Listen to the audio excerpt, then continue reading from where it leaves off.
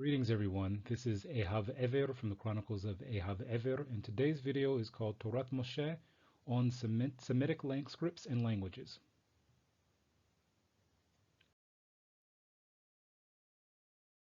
Now this topic comes up because of a question I received, like many topics, concerning a claim that is made about Semitic languages and whether or not something could be considered Hebrew or not, whether it can be considered to be the ancient past of the ancient Israelis or ancient Jews or even ancient Judaism, using the Western terminology that the person who asked the question used. So in this video, I'm going to be dealing with the Torath Mosheh perspective on what exactly is, Hebrew, for example. And I've done a video of this before, but this is going to be a little bit more direct in a certain way, as well as exactly how do we define, a Semitic language in terms of the Jewish side of things, meaning the Jewish perspective on language, specifically language that's used within the Jewish community in the ancient past and in the modern era. So when dealing with this issue, you have to kind of look at it from two angles, and there's a reason for this that'll be explained soon enough. In terms of the Torath Mosheh perspective, when you get into the script itself, not as much the language that the script is being used to in a sense influence or even to describe ideas, are being used as a tool to express the language.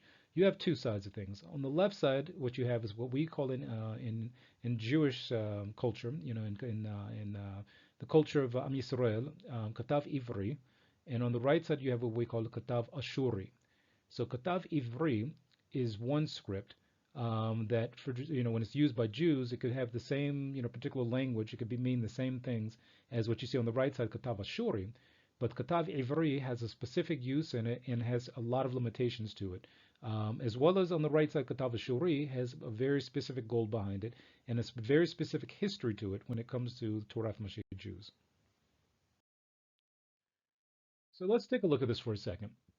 One of the questions that comes up when you get into Middle Eastern, studies, especially when it comes to linguistics, history, and language, you get into the question, especially when dealing with people who are Jewish or Israeli. When you look at tablets like this that are found around different parts of, either the Middle East and East Africa, further a little bit farther into Asia, you have a question of exactly, okay, well, were these, texts, for example, were these carvings made by ancient Israelis or ancient Jews? And when dealing with that question, you have to ask two things. Is how do you determine that? Is it we would determine it based upon the content and the authorship.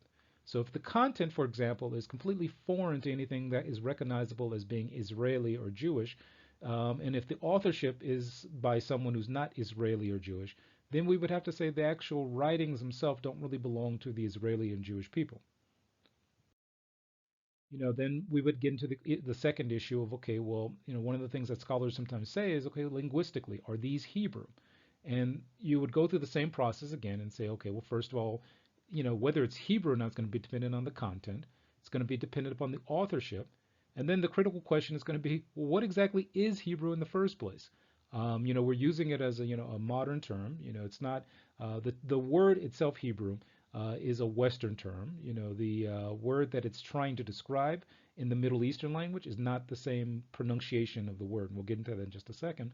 But when Westerners use the word Hebrew, what exactly do they mean? Because someone could look at these like texts and say, well, this all looks like Hebrew to me because I don't know what Hebrew is to begin with.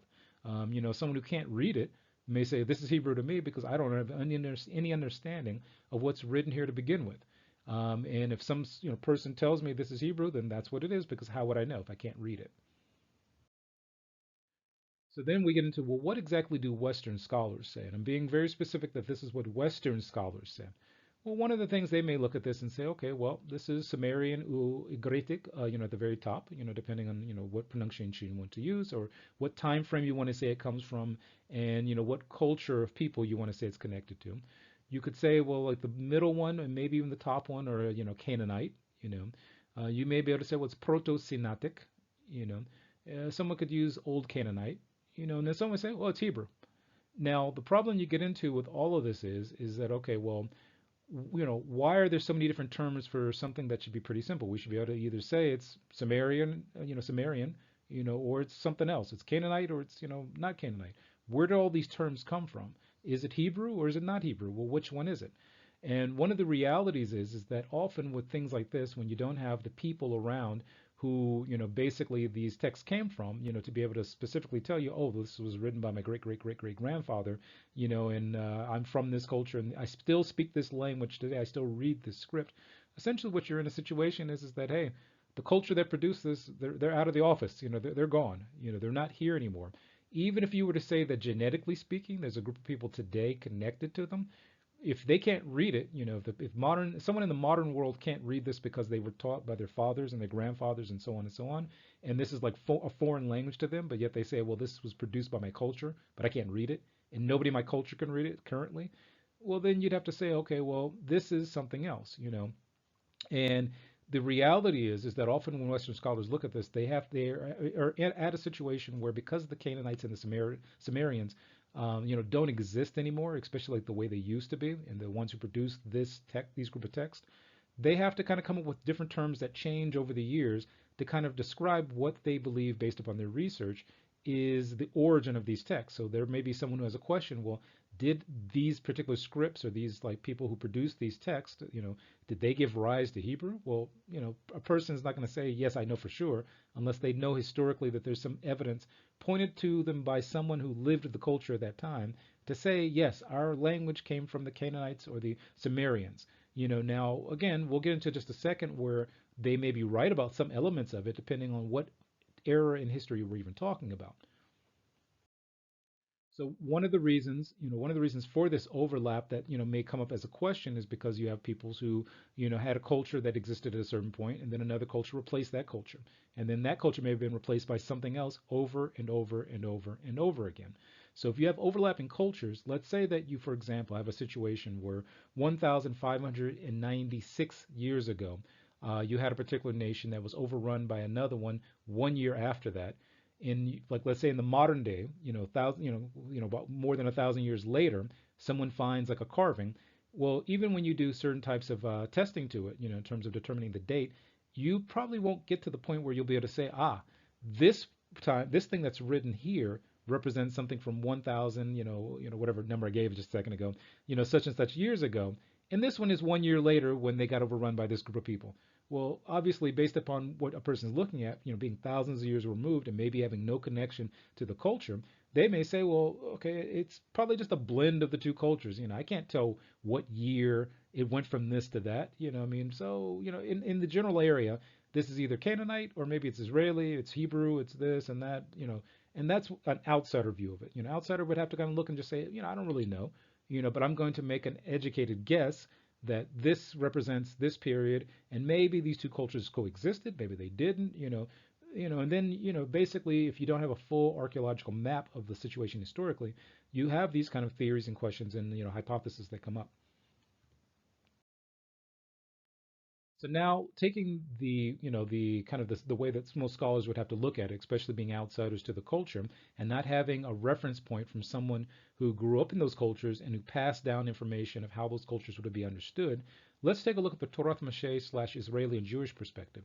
Now, you may ask, well, why is that perspective even important? Maybe it's biased.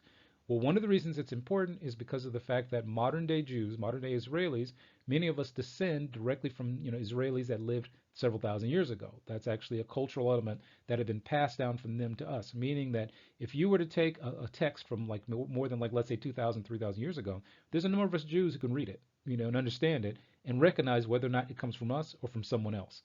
Especially if it looks something like this Torah scroll, for example, which is about 800 years old that you see in this picture, and I've used them in the videos.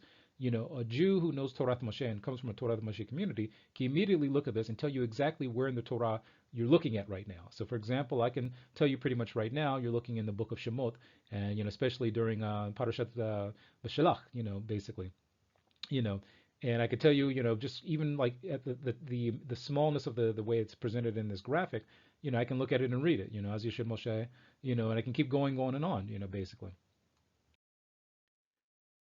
So then going back to the previous text that we looked at, okay, what do Torath Mosheh Jews say about this text? Well, I look at this, and any Torath Mosheh Jew would look at these and say, okay, Canaanite, Proto-Canaanite maybe, Pro-Semitic, Old Canaanite, some, I forgot to put that here, but Sumerian, whatever the scholars say about it, it's not one of us, it's not ours, essentially because, when I look at the content, I would have to sit down and really think about what's written here. If I went from start to finish in a text like this, I would have to kind of think about what's written here. And the reason is because the content itself doesn't deal with a Torah topic.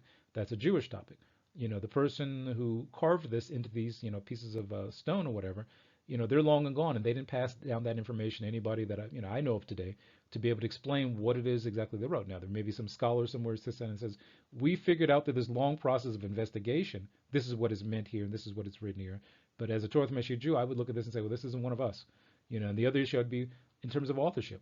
There's nothing here that proves to me that this is an Israeli/Jewish author that wrote this. Now a person can maybe make a point that, okay, it's pre-Torah, maybe some, descendant of Avraham ben Terach, wrote it.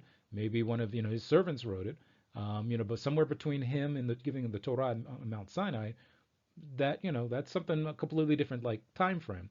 And we'll explain why in just a second. So essentially, what changed everything in terms of how the people who were once called Ivrim, the descendants of Avraham ben Terach, from the time that he lived until the time that you have what's called Bnei Yisrael, the descendants of his grandson Yaakov ben Yitzhak, and his 12 sons. At a certain point, as I've mentioned in other videos, there was what's called what we call a singularity that happened, that the Torah was given at Mount Sinai.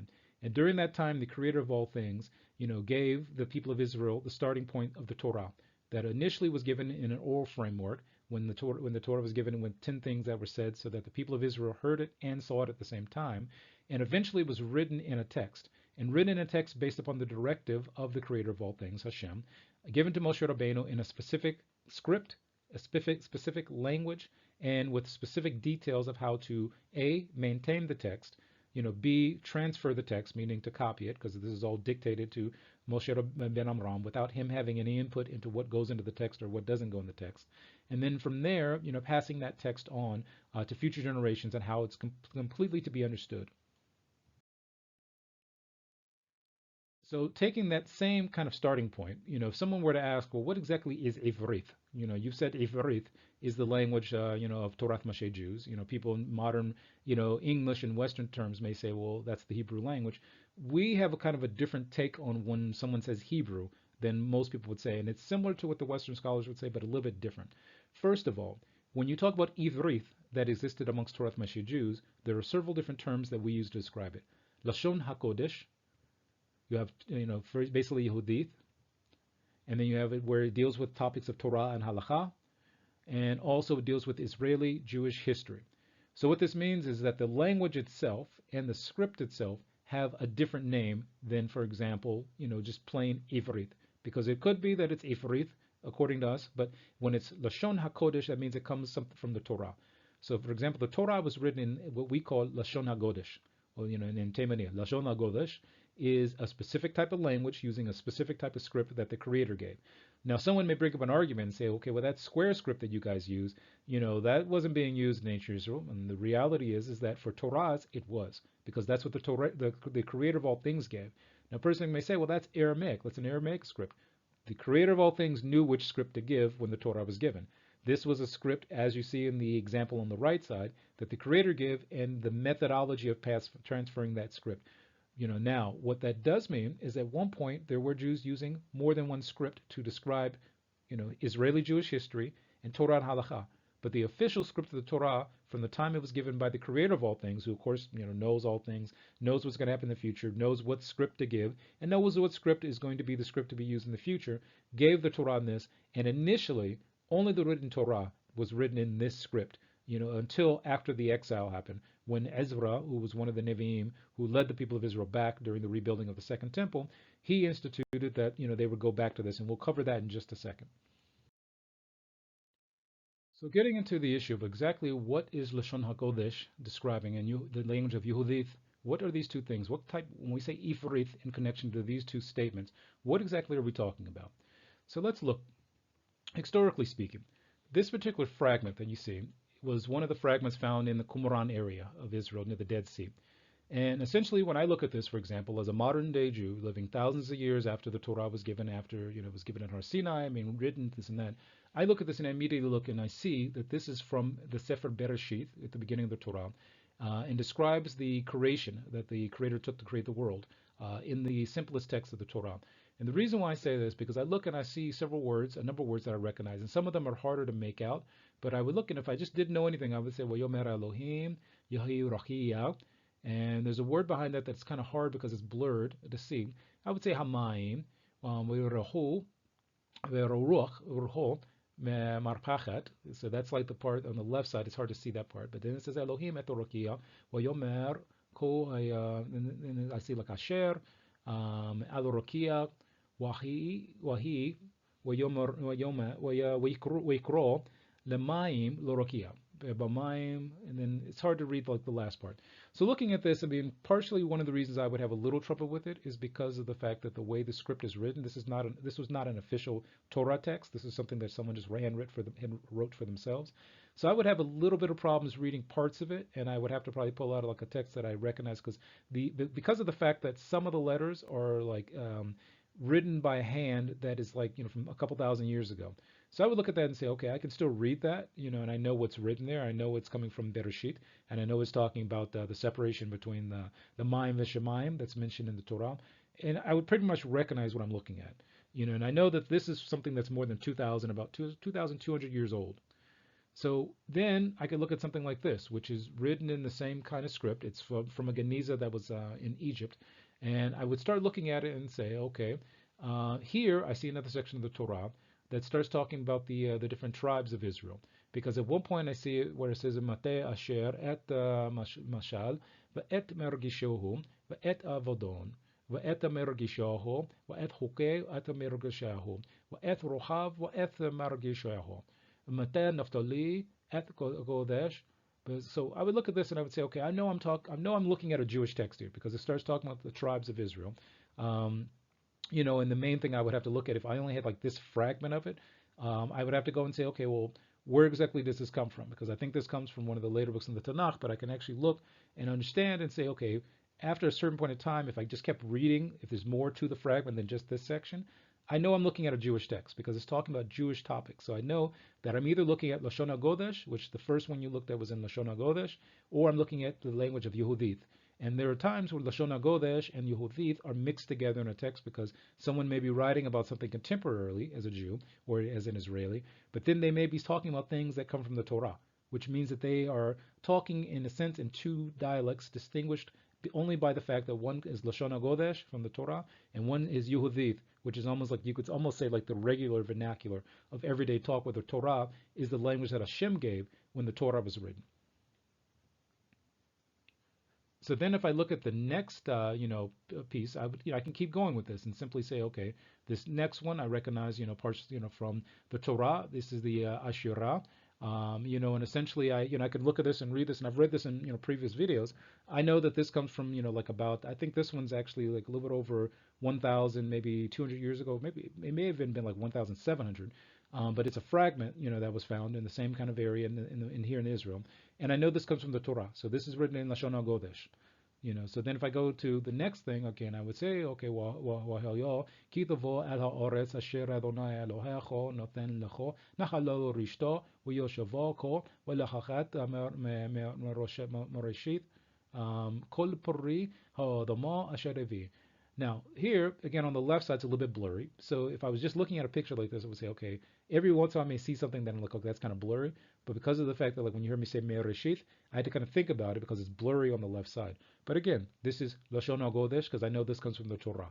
I know that the content itself comes from the Torah.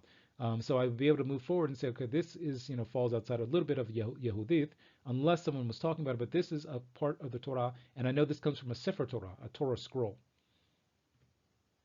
Further, if I was to look at this particular section, I would say, okay, what is this? Masechet Avodah Zorah. And I would look and be able to say, okay, Lifnei Edidehem Shel Goyim Shlosha Yomim Amur Mishteh. And see, this part of the script is a little bit harder to read because of the way it's written by hand. And I would be able to look at this and tell, okay, this comes from the Talmud, Masechet Avodah Zorah. And this deals with the time frame of people who do Avodah Zorah. When is a Jew allowed to be able to greet them, especially in front of their holy days, for example? So I know that this would be in the language of Yehudit. Yehudith, because of the fact that it's like, Mishneh Hebrew, for example. It's dealing with the Torah topic, but it's not directly quoting right here from the Torah. And I would be able to read through this. So there's parts of this where I may have to kind of say, okay, a letter here or there, I need to sit down and figure out what that letter is. But for the most part, I know what I'm reading. And every once in a while, I may have to think, okay, well, the writer, he's writing in a script. Like when I got to one word on the left side, I kind of look at that, and there's two kind of letters that look like they're kind of together. So someone else may look and say, oh, well, that's this word. You need to look at this letter here. So again, this would be Yehudith. Now, again, how do I know all of this? Because of the fact that I learned it, it was taught to me, and it deals with the content. I know who the authorship is, and I know that the content is the Ivrith of Lashon HaGodesh or Yehudith. I know that this is not a Canaanite text. I know that it is not a Phoenician text. I know that it is not, a Samaritan text. This is not the language of the Sumerians. This is not the language of the Canaanites. This is not the language of the Phoenicians.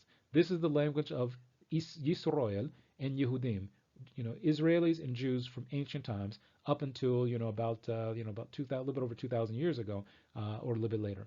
So this is the language. This is the way that I would know that I'm talking about Ivrith.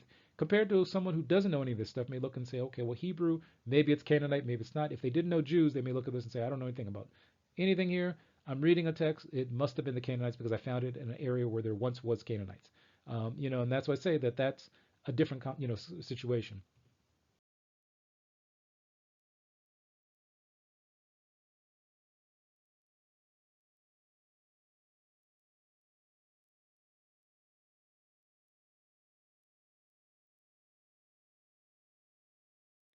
So going back to what I mentioned earlier, if we go into the Talmud in the Gemara Masechet Sanhedrin Kaf Aleph Bet, where it says Biruru lahem Yisrael katav Ashurith velashon hagodesh v'ninahu lahediotot katav Ivrit velashon Arami.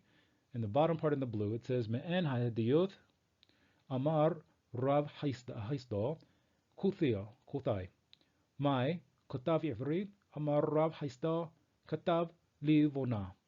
Now, essentially, what this is talking about is the differences between the language. That essentially, that when we deal with the Lashon HaKodesh, what we're talking about is that it's written in what's called here Katav Ashurith. Now, there are some people who think that Katav Ashurith, essentially means the Assyrian language, but essentially that one of the explanations of it is the beautiful language, meaning that Hashem knew what script to give the Torah in when it was being written. So essentially, one of the descriptions of how Moshe Rabbeinu received the Torah is that when he was given Nevuah, he saw, like, if you will, the words of the Torah and how they should be ordered, written in a sense almost like black fire and white fire together or something like that. And essentially, he was shown also the script with which to write it in. Meaning that the creator of all things, knowing, being outside of time, of course, would know, okay, well, this is the language and the script that I want them to write it in, and this is the structure that I want them to write it in, and this is the way that they'll maintain it until, whatever.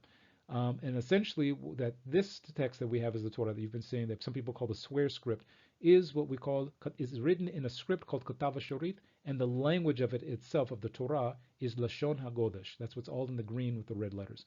Furthermore, what it states later on is that to the kind of the untrained or the unprofessional, if you will, amongst the people, there was another script called Katav Ivrith, and that was Lashon Arami. What that means is that there was another script that was used in kind of like the everyday, kind of thing, even people who weren't very learned may use it to write things. And essentially this was called Lashon Arami, or it was Katav Ivrith. So the script was what was called Ivrith, which, remember how we said that some scholars, for example, debate whether something in a certain script or a certain language is where Hebrew came from. And this is what the rabbis of the Sanhedrin of this we're talking about, actually, not of the Sanhedrin, but in this particular Gemara of the Talmud. This is what's being discussed here, that there is a known difference between both the script and the language of the Torah versus the everyday script and language of the regular person walking around doing regular business. And one of the things that's mentioned about that below is that when there was a group of people called the Kutim who came into the region, that they started using Katav Ivri for example, for the Torah. And essentially that, people call them now the Shomronim or the Samaritans. So essentially, again, what we have is a situation where it was known and understood that there was other scripts being used by, the people of Israel. Those scripts were like just regular everyday usage, not Torah usage, for example. And they were known as Katav Ivrit. And, they were also considered to be Lashon Arami.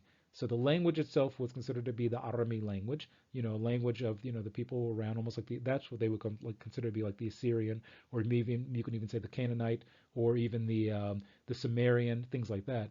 So it was understood that there's one thing we write in that language and in that script, and there's another thing, the Torah, that we write only in Katav Ivrith, Katav Ashurith and Lashon HaKodesh.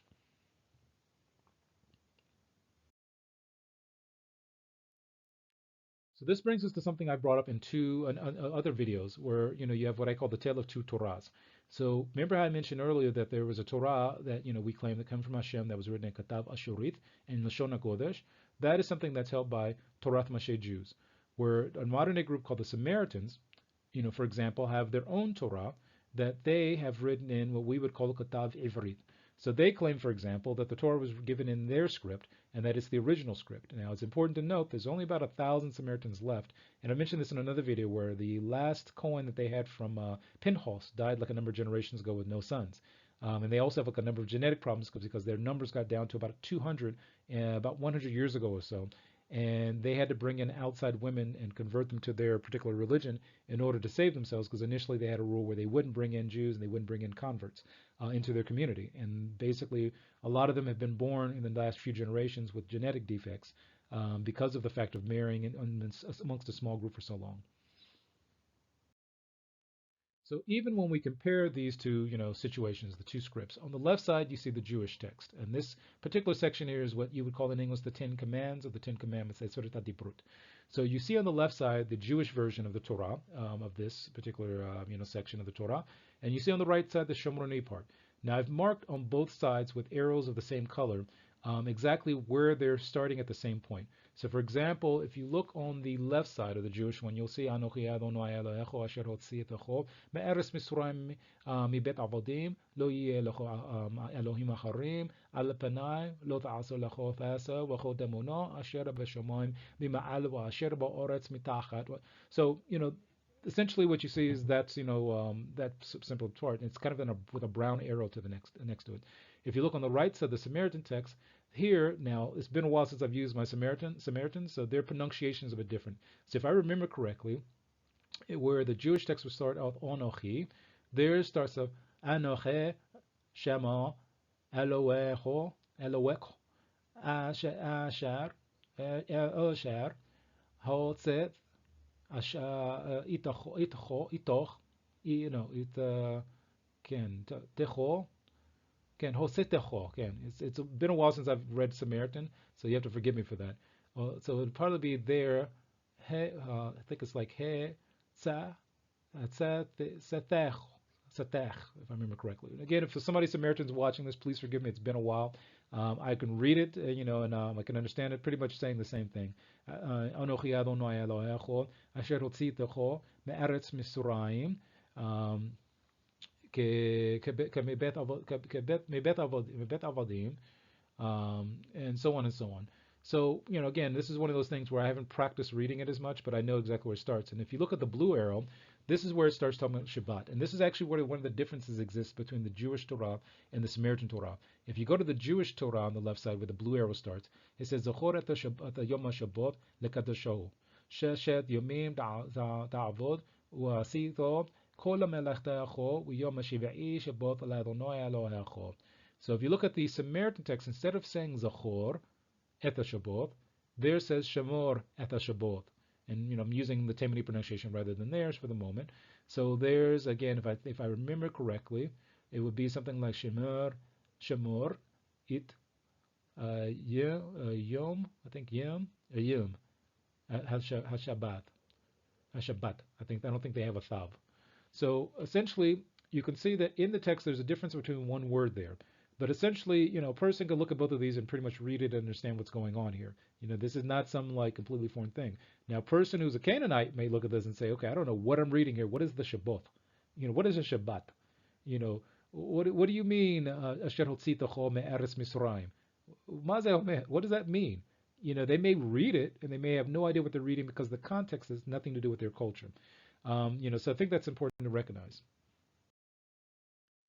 So let's take a closer look. If we compare The Jewish Torah, which again this is from the in the Dead Sea region in the Qumran region, from about the 2nd century or so, to a Samaritan text which I think is from about the 12th century to the 13th century.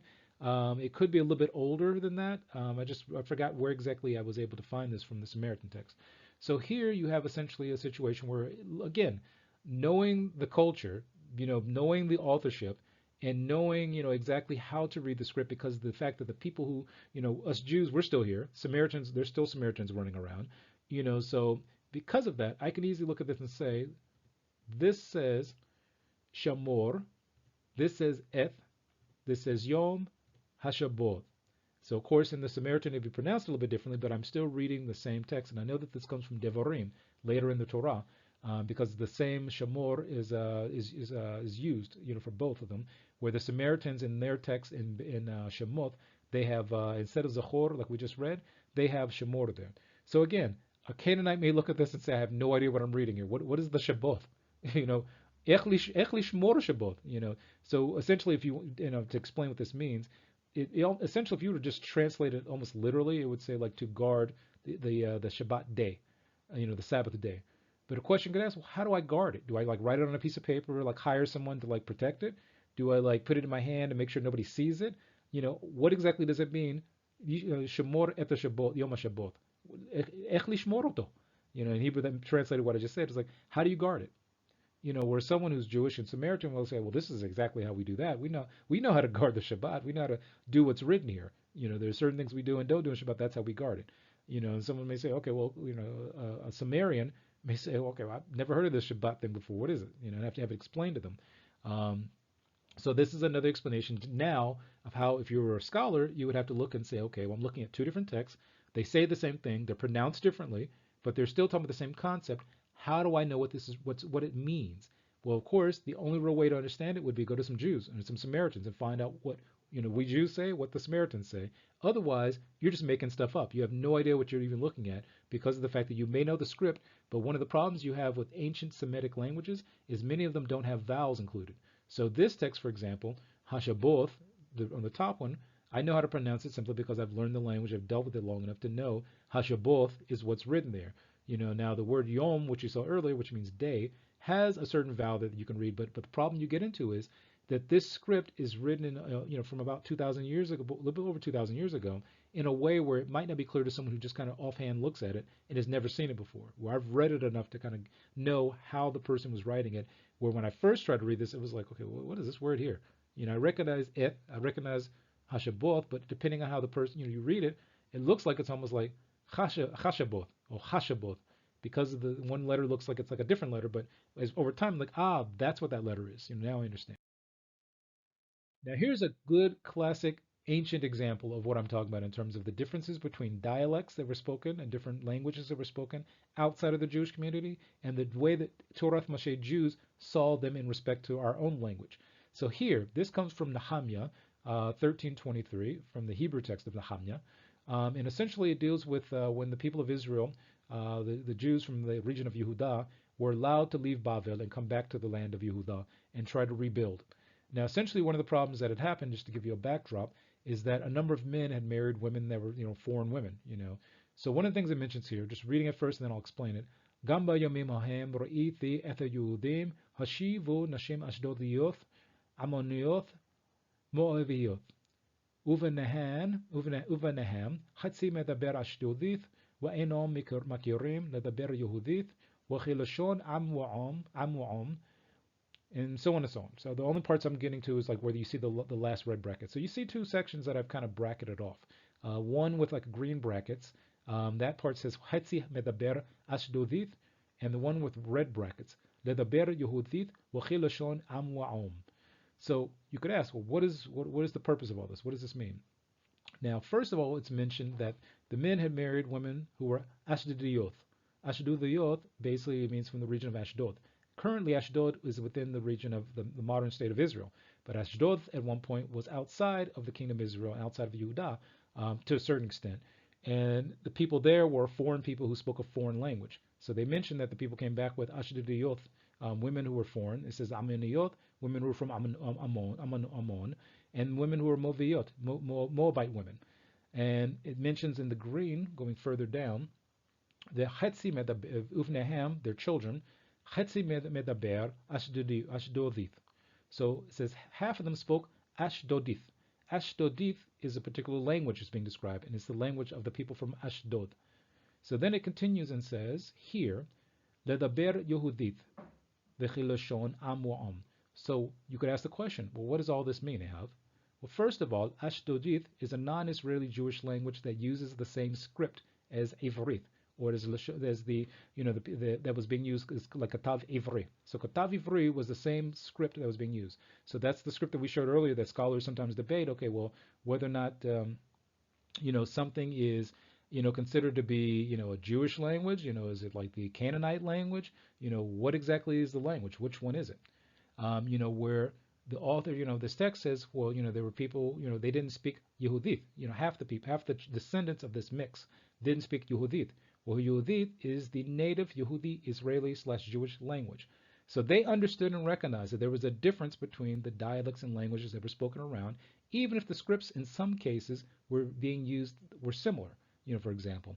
So, knowing that a Jew writes using a script that would be considered Paleo-Hebrew, or even like Phoenician, or even Canaanite, maybe even, in some cases, Samaritan, but yet he's writing it based upon the rules, structure, culture, and regulations of the Jewish people.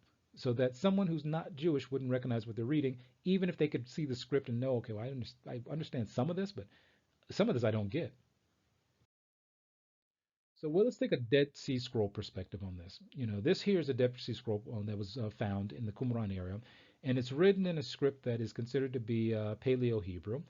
But again, as I mentioned before, an ancient Canaanite may have been able to read this, but they would have trouble understanding the content in the context. Why? Because it is written in the language of Israelis using Israeli context, grammar, and culture, and a culture not shared with the Canaanites. How do I know that? Because this comes from the Torah. So the information in this deals with Yisrael. The word Yisrael even shows up in here. This is from Devarim, from the last part of Deuteronomy, as people say in English, of the Torah. So that's why I would know that, okay, even if someone says, okay, I recognize some of this script, but I don't know what's being talked about here.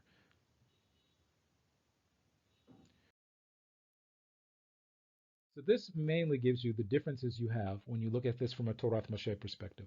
The basic issue that I was trying to address in this video is that you have a situation where just because some scripts look alike don't mean people are speaking the same languages. Doesn't mean that every little text that's written in this language is of certain particular person's language. Doesn't mean that it's connected to it in any way. And it's important to note that when dealing with these issues. Now, in order to really push this point along in a way that I think helps and makes it so that I'm not just making things up, I would make a huge suggestion to anyone who's interested in the topic and who kind of thinks that maybe I'm maybe making things up. There's a good YouTube personality named Bahadar Alast who does videos. And one of the things he does that I love is comparison between languages.